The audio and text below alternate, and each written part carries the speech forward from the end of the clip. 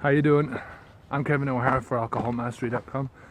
Today's topic is that getting rid of alcohol from your life is going to change so many different things about who you are as a person and your life in general, right? A lot of people just want to quit drinking alcohol because the hangovers are getting worse, they're getting too hard to handle, right? But there's something much more insidious that alcohol does.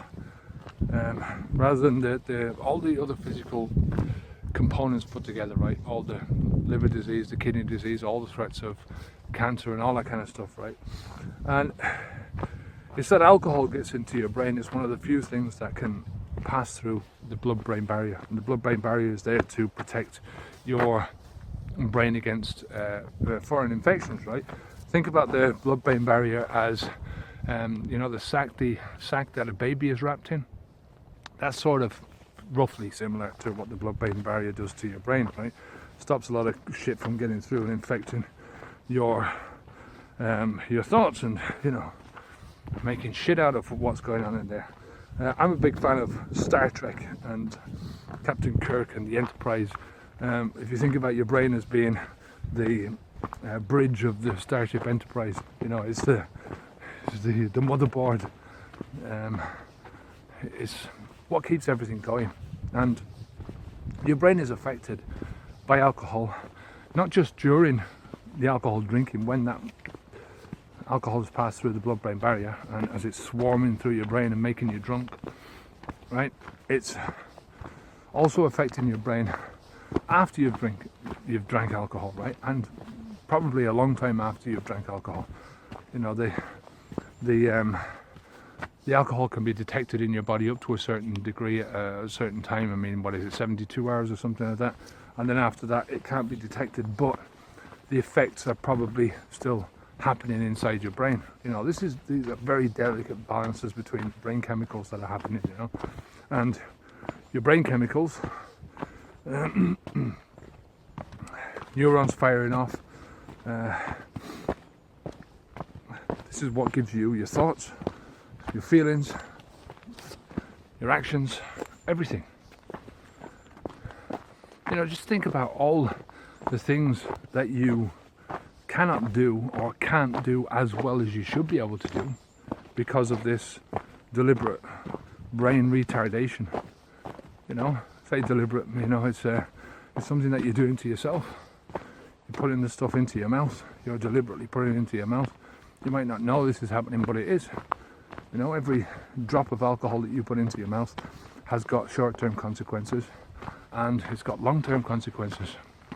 The long-term consequences are going on beneath the surface, right? You don't even know that they're happening. They're subconscious, right? Long-term brain damage doesn't happen just overnight. This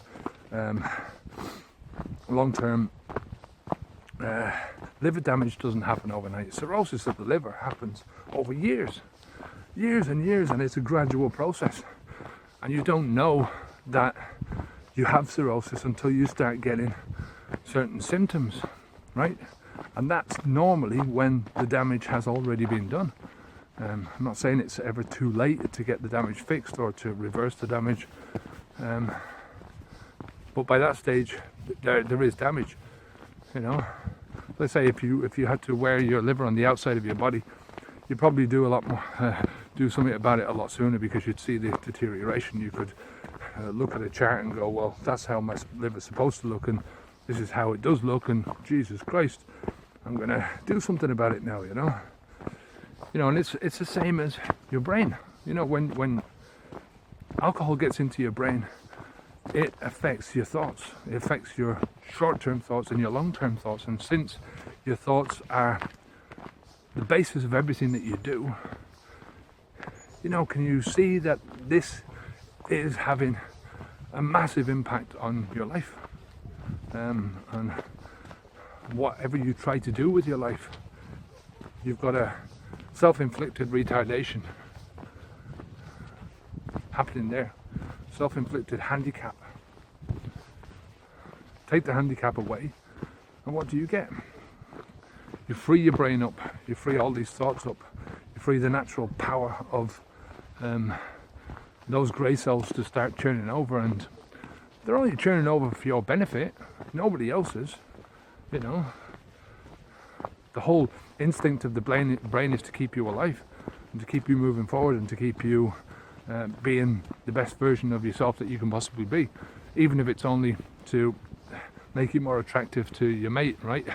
I don't know what, I haven't read enough into that, but you know, people use the excuse that at the end of the day they want to relax, so they have a drink of alcohol to relax because they've got a busy day tomorrow and a busy day the next day, and they've got to do a lot of stuff, so they need to relax today, right? Well,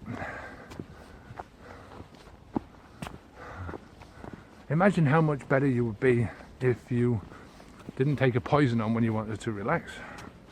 You know, drinking alcohol to relax and sleep, or to problem solve, or to do any of those things, right?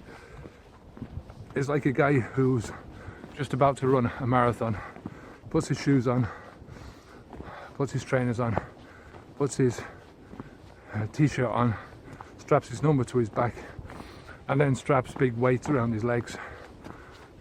Mental, physical retardation. So that's it for today. If you have any questions at all, any comments, leave them down below. If you like this video, give us a quick thumbs up. Come on over to the website and sign up for the newsletter.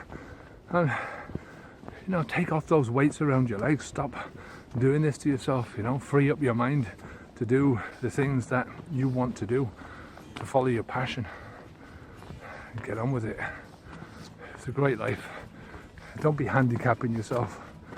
Don't be giving yourself retardation of the brain.